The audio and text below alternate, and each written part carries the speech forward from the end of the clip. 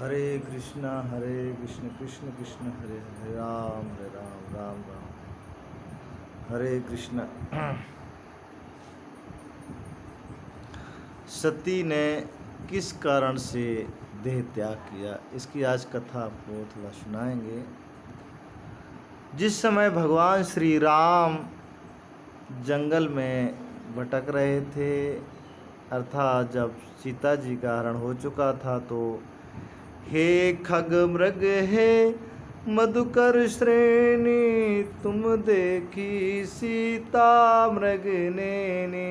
भगवान श्री राम पशु पक्षी लता पताओं से पूछ रहे थे कि मेरी सुकुमारी सीता को आपने देखा है। उसी समय भगवान शिव और पार्वती एक जगह बैठे हुए थे, सती जी बैठी हुई थी। तो शिव ने अपने प्रभु श्री राम को प्रणाम किया तो सती को सहन नहीं हुआ कि हे प्रभु, आप तो त्रिलोकी स्वामी हैं, आप किसको प्रणाम कर रहे हैं।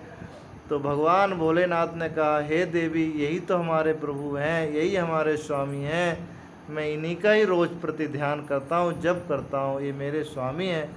तो सती जी बोली कि ऐसे कैसे हो सकता है, ये तो इनकी पत्नी खो गई है, उसके विरह में इनको तो ये भी भान नहीं है कि किससे पूछना चाहिए। नहीं, पशु पक्षी लता पता पेड़ पौधों से पूछते फिर रहे हैं कि मेरी सीता देखी है, तो ये कैसे भगवान हो सकते हैं।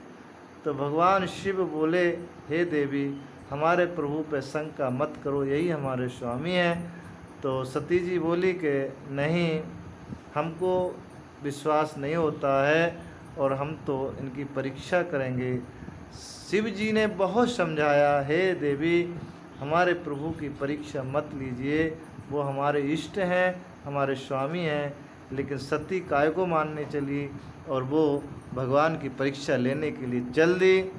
और जिस समय वो परीक्षा लेने जाती हैं तो उन्होंने माँ पार्वती जी का माँ सीता जी का स्वरूप बनाकर और भगवान श्री राम के सम्मुख जा पहुँचे। तो भगवान श्री राम ने कहा, हे वृषकेतु, आप यहाँ किस कारण से विचरण कर रही हैं और स्वामी कहाँ हैं, हमारे प्रभु शिव कहाँ गए हैं। इस तरह से जैसे ही बोला तो पार्वती एकदम शर्मा के और एकदम भागी।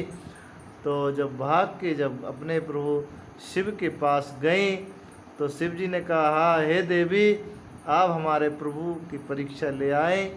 तो उस समय झूठ बोल जाती हैं सती जी और कहती हैं, कछु न परीक्षा लीन गुसाई, कीन प्रणाम तुम्हारे नाई। हे प्रभु, जिस तरह से आपने अपने प्रभु को प्रणाम किया, आपके प्रभु समझ गए, उसी तरह मैंने भी उनको प्रणाम किया और मैं तुरंत वहाँ से चली आई। शिव जी बोले, यहाँ तो बड़ी तेज बन रही थी, लेकिन अब तो इतनी भोली भाली, कारण क्या है।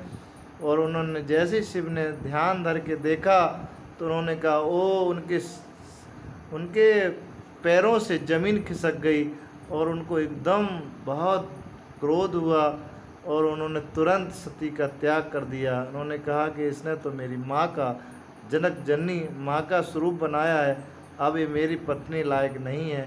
और तुरंत सन्मुख आसन शंकर दीना, तुरंत उन्होंने अपना उसका आसन बगल में बैठाल के सती जी का आसन सामने दे दिया। सती जी समझ गई कि हमें शिव जी ने त्याग दिया है। और उसी समय उनके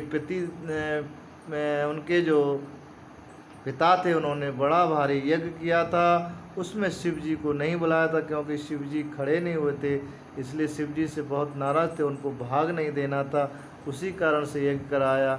और यज्ञ में सारे देवता कैलाश से ही निकल रहे थे बोले। प्राय ऐसा होता है, जब पड़ोस में किसी को कोई नहीं बुलाता तो लोग ज़्यादातर उसके पास में जाते हैं और बोलते हैं, आप नहीं चल रहे, आपके पड़ोस में तो भंडारा, आपके पड़ोस में तो ये है, आपके पड़ोस में कोई उत्सव है, प्राय अक्सर जाते। तो पहले भी ऐसा होता था, देव लोग वहीं से सारे विमानों को निकाल रहे थे और सती जी उनको देख रही थी।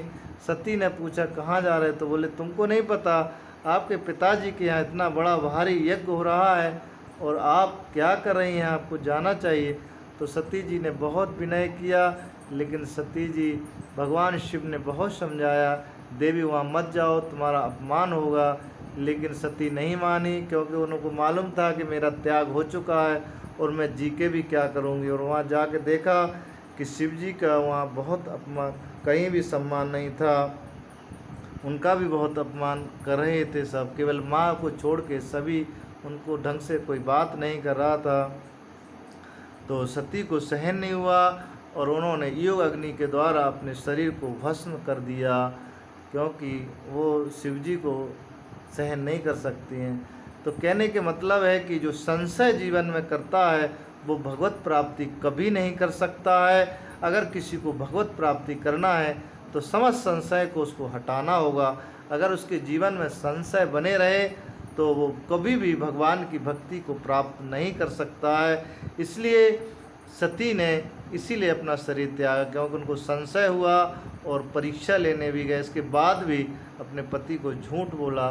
तो कभी भी भगवत प्राप्ति को इस तरह से नहीं कोई कर सकता है। इसलिए कभी भी हमें भगवान की भक्ति में किसी तरह का कोई संशय नहीं करना चाहिए। अगर वो संशय करता है तो इसी तरह उसको भी भस्म होना पड़ता है, क्योंकि भगवान अंतर्यामी है, भगवान जगत सृष्टा है, जगत नियंता है। इसलिए उस पर कभी संशय मत करो, सारे संशय हटा के केवल भगवान का भजन करो। हरे कृष्ण कृष्ण कृष्ण हरे हरे, हरे राम राम राम हरे हरे। इसी से हमारा जीवन का कल्याण है और किसी से हमारा कल्याण नहीं हो सकता है। हरे कृष्णा।